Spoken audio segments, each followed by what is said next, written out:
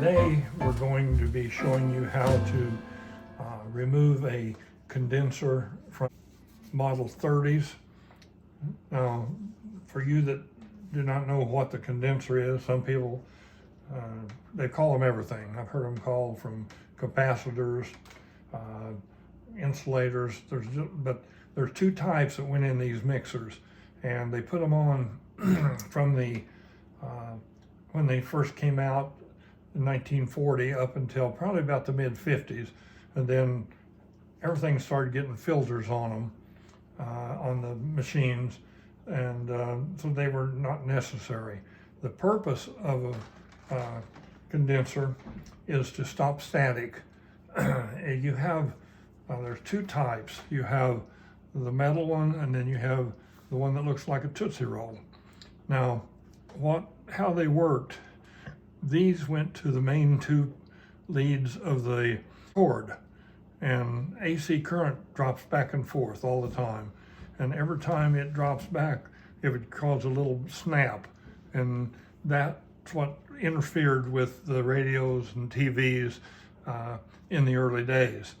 Now, TVs, radios, everything has filters, so you can be running the mixer and you're not going to interfere. So they do go bad. When they go bad, they give you a small but scary shock, and they will actually sometimes trip your ground fault on your plug-in.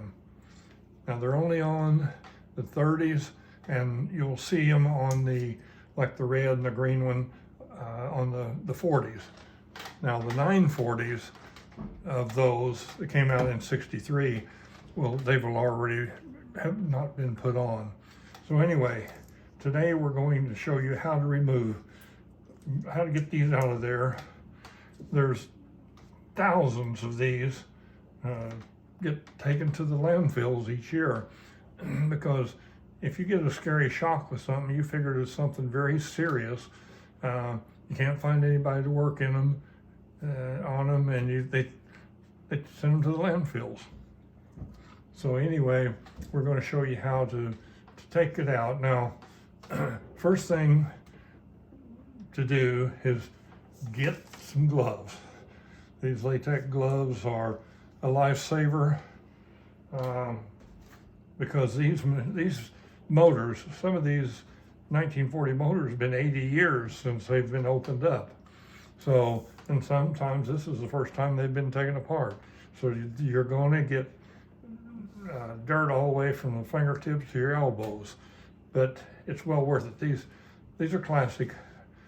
Once you've got the condenser out and do a few other things to it, they're going to last you another 80 years. What we've started out with here, we have the motors already separated, and I want to show you the two different types you're going to run across. First you're going to have one that has the two brass strips in it on the motor. Now, this is where your power comes in. On the base, you'll have two brass screws. They go against those two, and that transfers the power to the motor, make it run. That's one type, and that's what we're going to be working on today.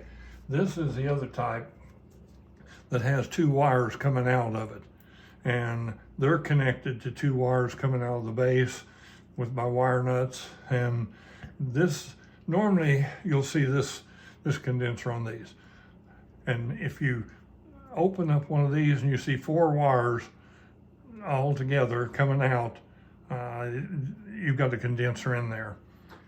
Now, you identify a condenser on the inside. You can look, once you have your motor apart, you can see one down in there. It's just a little metal piece there at the bottom. It's this one's in there. So we're going to remove it. You have three things that you need to do to this motor to get this out of here. And don't be afraid to tackle this. This is probably, like I say, the most important video you're gonna see. We're putting all kinds of repair stuff, but this is something the homeowner can do easily. Just there's three things that you need to do to get this thing apart.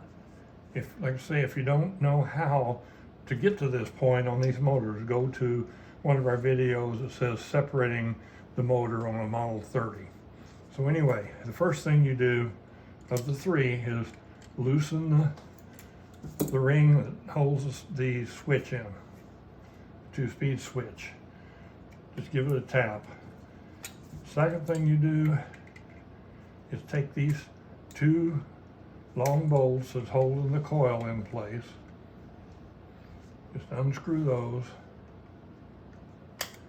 Take those out.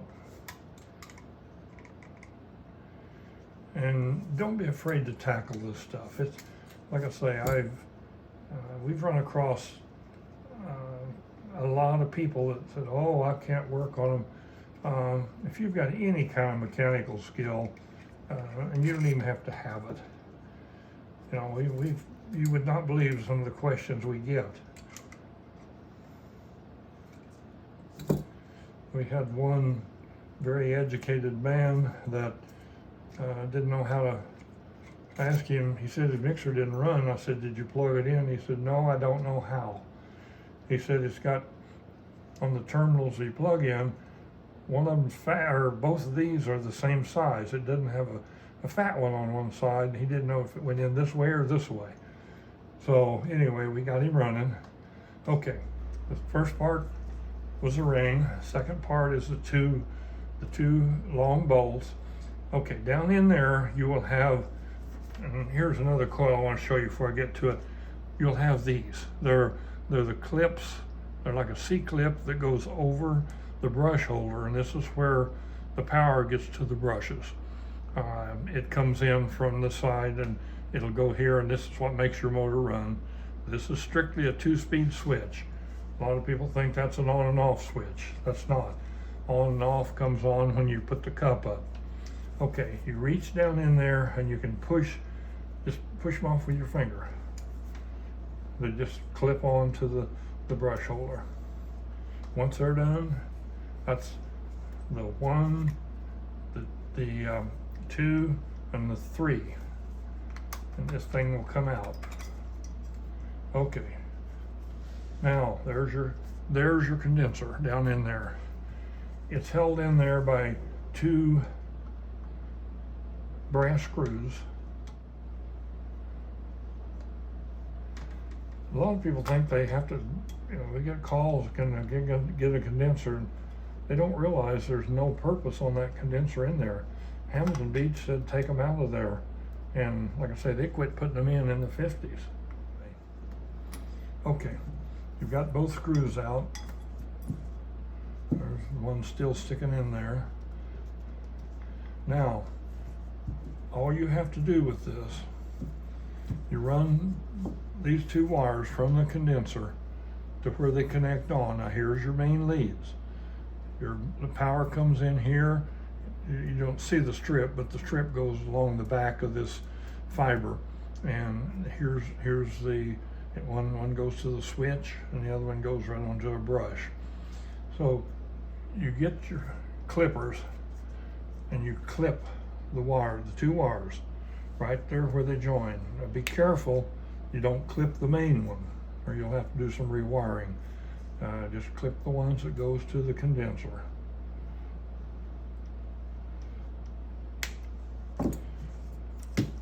Your condenser's free. You can pitch that. There's no purpose in having it. Okay, now all we have to do is the 3 things. Is put this back together. Poke your switch, get it sticking through.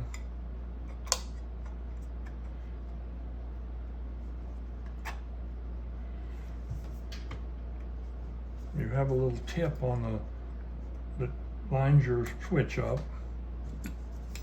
Go ahead and get this on. Get your ring. That's number 1. Or at least get it started. And you can tighten it. Okay. You put your bolts in. Now your bolts will be in direct line. If you get your brass right in the center, the brass strips, your bolt will go right into the hole. Screw them in by hand, because all these are always in line with the brushes.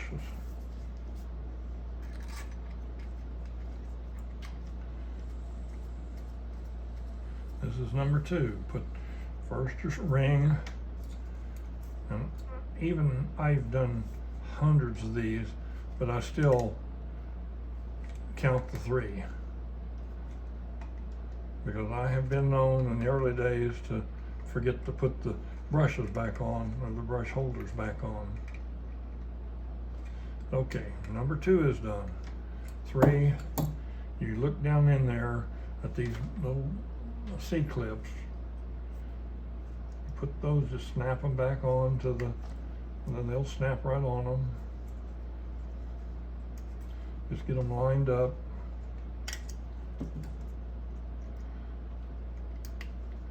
They snap on one side.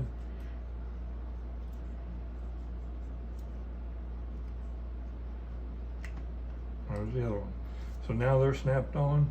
You're back, everything's back together.